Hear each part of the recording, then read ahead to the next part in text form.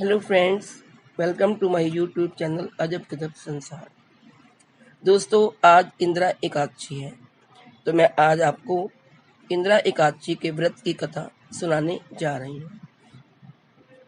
दोस्तों, एक दिन की बात है। धर्मराज युधिष्ठिर श्री कृष्ण भगवान से बोले, हे भगवान, अश्विन मास एकादशी का नाम क्या है?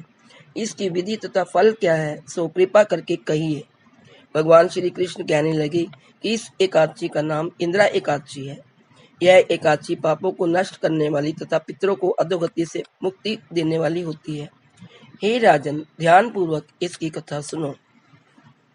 इसके सुनने मात्र से ही वायपेय यज्ञ का फल मिलता है। प्राचीन काल में सतयुग के समय में महिष्मति नाम की एक नगरी में इंद्रसेन नाम का एक प्रतापी राजा धर्म पूर्वक अपनी प्रजा का पालन करते हुए शासन करता था। वह राजा पुत्र, पौत्र और धन आदि से संपन्न और विष्णु का परम भक्त था। एक दिन जब राजा सुखपूर्वक अपनी सभा में बैठा था, तो आकाश मार्ग से महर्षि नारद उतरकर उनकी सभा में आए। राजा उन्हें देखते ही हाथ जोड़कर खड़ा हो गया और विधि पूर्वक आसन व अर्घ्य दिया।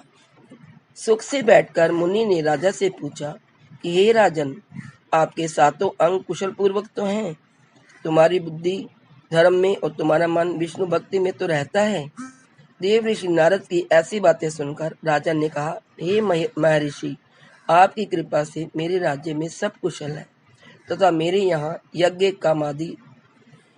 कर्म आदि सुकृत हो रहे हैं। आप कृपा करके अपने आगमन का कारण कहिए। तब ऋषि कहने लगे कि हे राजन, आप आश्चर्य देने वाले मेरे वचनों को सुनो। मैं एक समय ब्रह्मलोक से यमलोक को गया। वहां श्रद्धा पूर्वक यमराज से पूजित होकर मैंने धर्मशील और सत्यवान यमराज की प्रशंसा की। उसी यमराज की सभा में महान ज्ञानी और धर्मात्मा तुम्हारे पिता को एकादशी का व्रत भंग होने के कारण देखा। उन्होंने संदेशा दिया, सो मैं तुम्हें कहता हूँ। उन्होंने कहा कि पूर्व जन्म में कोई विघ्न हो जाने के कारण मैं यमराज के निकट रहा हूँ। सो हे पुत्र, यदि तुम अश्विन कृष्ण इंदिरा एकादशी का व्रत मेरे निमित्त करो तो मुझे स्वर्ग की प्राप्ति हो सकती है। इतना सुनकर राजा कहने लगा कि हे महर्षि, आप इस व्रत की विधि मुझसे कहिए।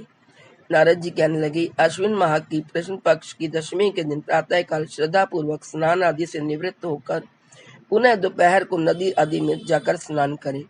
फिर श्रद्धा पूर्वक पितरों का श्राद्ध करें और एक बार भोजन करें। प्रातःकाल होने पर एकादशी के दिन दातुन आदि करके स्नान करें। फिर व्रत के नियमों को भक्ति पूर्वक ग्रहण करता हुआ प्रतिज्ञा करें कि मैं आज संपूर्ण भोगों को त्याग कर निराहार एकादशी का व्रत करूंगा। हे पुंडरीकाक्ष, हे अच्युत, मैं आपकी शरण में हूँ, आप मेरी रक्षा कीजिए। इस प्रकार नियम पूर्वक शालिग्राम की मूर्ति के आगे विधि पूर्वक श्राद्ध करके योगी ब्राह्मणों को फलाहार का भोजन कराएं और दक्षिणा दें। पितरों के श्राद्ध से जो बच जाए उसको सूंघ कर गो को दें तथा धूप, दीप, गंध, पुष्प, नैवेद्य आदि सब सामग्री से ऋषिकेश भगवान का पूजन करें। रात में भगवान के निकट जागरण करें। इसके पश्चात द्वादशी के दिन प्रातःकाल होने पर भगवान का पूजन करके ब्राह्मणों को भोजन कराएं। भाई बंधुओं, स्त्री और पुत्र सहित आप भी मौन होकर भोजन करें। नारद जी कहने लगे, हे राजन, इस विधि से यदि तुम आलस्य रहित होकर इस एकादशी का व्रत करोगे तो तुम्हारे पिता अवश्य स्वर्गलोक को जाएंगे। इतना कहकर नारद जी अंतर ध्यान हो गए। नारद जी के कथनानुसार राजा द्वारा अपने बांधवों और दासों सहित व्रत करने से आकाश से पुष्प वर्षा हुई और उस राजा का पिता गरुड़ पर चढ़कर विष्णु लोक को गया। राजा इंद्रसेन भी एकादशी के व्रत के प्रभाव से निष्कंटक राज्य करके अंत में अपने पुत्र को सिंहासन पर बैठाकर स्वर्ग लोक को गया।